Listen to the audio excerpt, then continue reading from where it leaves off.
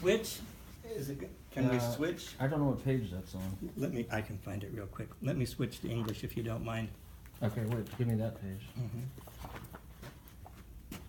Schnell. Yes, I'm going to be Schnell. Okay. I'm going to be says Schnell. Because I could not find that picture. Okay, it's right after the cross. It is towards the back. You were right. Okay. Now they're reaching the train station. Okay. They're ready to flee the bombing in Stuttgart.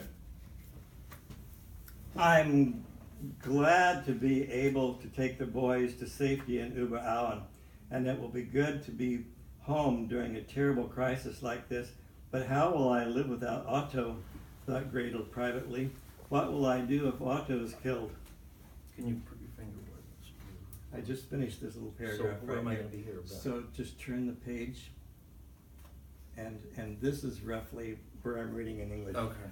While the foreigners slept, the military commandant of Stuttgart ordered streets cleaning.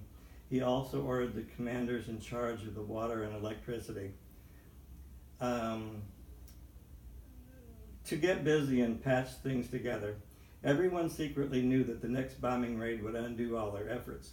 Patrols of prisoners, paid specialists, volunteers, and military men began to run bulldozers and work by hand to open the streets for vehicles. Gasoline was strictly rationed, so most civilian traffic had stopped weeks before.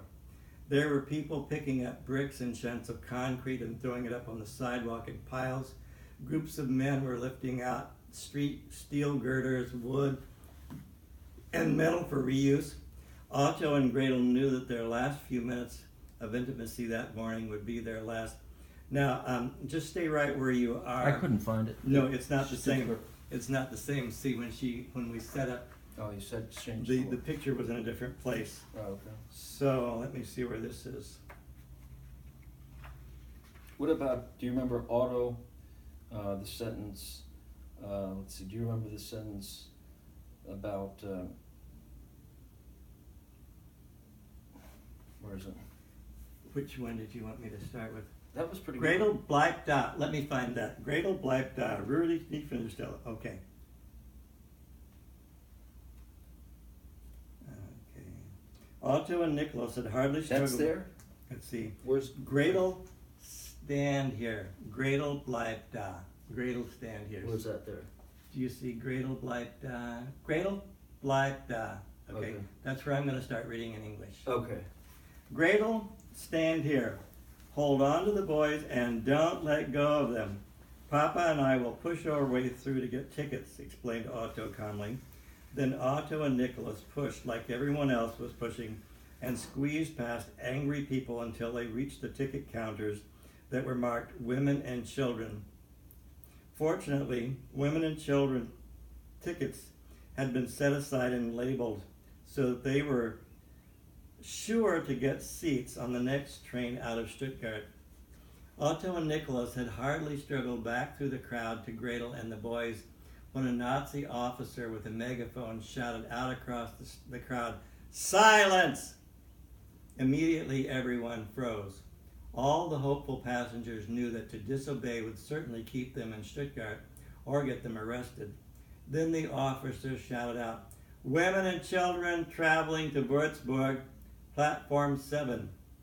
Gretel quickly hugged and kissed Otto and Nikolaus. Then she grabbed Helmut and carried Hubert.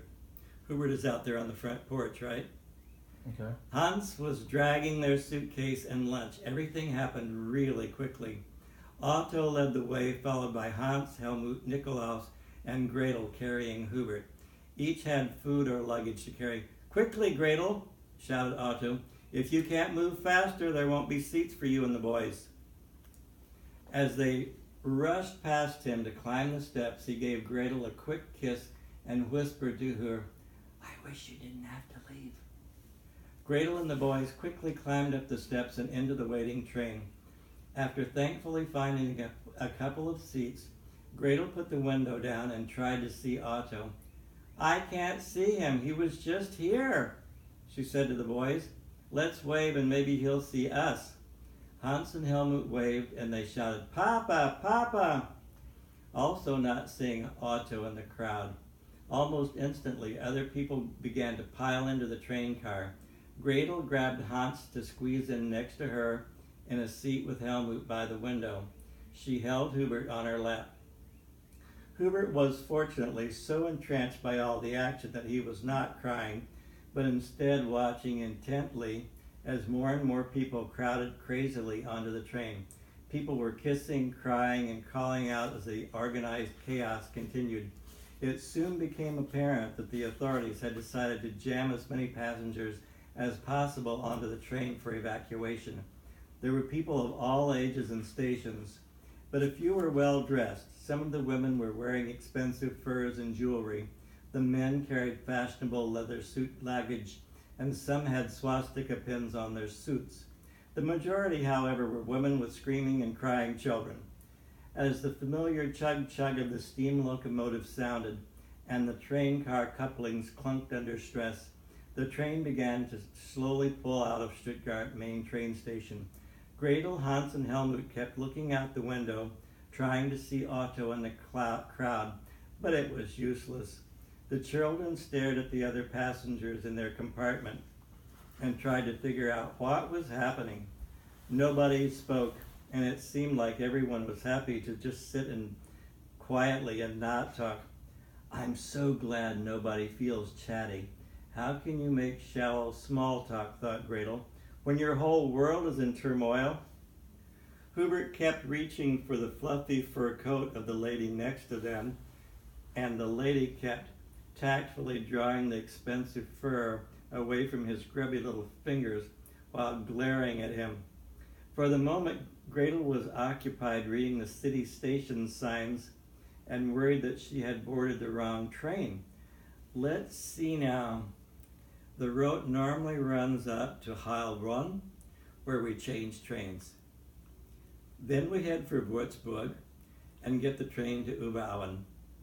As she watched over the window, however, she saw a sign for Fellbach and Schwäbisch Hall. Gretel thought, "Can this be right?" Hans and Helmut were already bored and asking, "Are we there yet?" "Oh my God, did I get on the wrong train? What's going on?" thought Gretel in a calm panic. She waited and waited for the conductor to come and take the tickets. "The conductor will know what's happening. I'll ask him," she decided. After about an hour, the boys were getting squirmy and fussy, but Gretel didn't dare take them away from the compartment or somebody would grab their seat. "Oh, look over there. Do you see the black and white spotted cow?" Gretel said, pointing. Helmut looked and looked, but finally turned to Gretel and said, "Mama, I don't see the spotted cow." "Well, you boys keep looking until you see one, and then I want you to tell me," she said. The boys were kept busy for short periods of time, and then naturally they all had to go to the toilet. "What will I do?" thought Gretel. "I don't dare give up my seat. I know. I'll pretend to be the helpless housefrau." Seated a few spaces away was an old man dressed in worker's pants. "Excuse me, sir. Would you please take my boys to the toilet? I just don't know how to manage without my husband," said Gretel, the great actress from the Oberhausen Theater. The old man agreed and even seemed happy for a change of scene himself. The boys were delighted that they could move down the aisles of the train and then pee in the train's toilet as the car moved from side to side. Hubert was running and laughing between the passengers standing in the aisles, while Hans and Helmut chased him. The old man had seen it all before. He let the children play and have fun. As the train drove out past the city and into the countryside, Gretel began to worry about something Otto had told her. If fighter planes attack the train, get the boys down into the seat and try to lie down on the floor yourself. If somebody thinks you're nuts, just be glad to have a chance to live for another day. When the boys came back from the toilet, Gretel whispered to Hans and Helmut that they should hide under the seat if fighter planes attacked the train. The boys looked up at her with big eyes and said, "Yes, Mama." The conductor didn't come and didn't come, and Gretel was getting more agitated. What'll I do if I'm on the wrong train?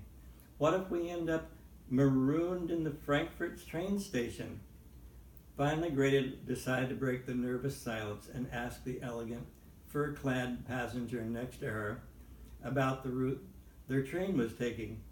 "Excuse me, but would you happen to know why the train is heading to Schwäbisch Hall and not Pforzheim?"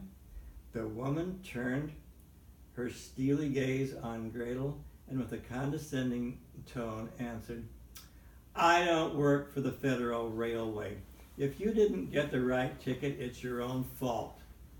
The woman again pulled her furs away from Gretel and the boys and ignored them. "Well," thought Gretel, "excuse me for breathing." She decided that the next time Hubert began to scream or reach for the lady's furs, she'd just let him do it. "That'll serve the bitch right," Gretel smiled to herself. After what seemed like an eternity, the conductor came by to check their tickets. Gretel purposely waited until all the other passengers at the compartment had finished getting their tickets punched. Then she said to the conductor, "Can you please tell me if this is the correct train for my boys and me on to reach Würzburg?" The poor harried conductor looked as old as Wilhelm Rossfeld would have been had he been alive. He looked at Gretel and answered in a routine, businesslike manner. "Change trains in Schwäbisch Hall, use the same ticket, change again in Würzburg, and take the train to Oberauern." Then he left the compartment as Gretel called, "Thank you," after him. Would you want me to keep reading?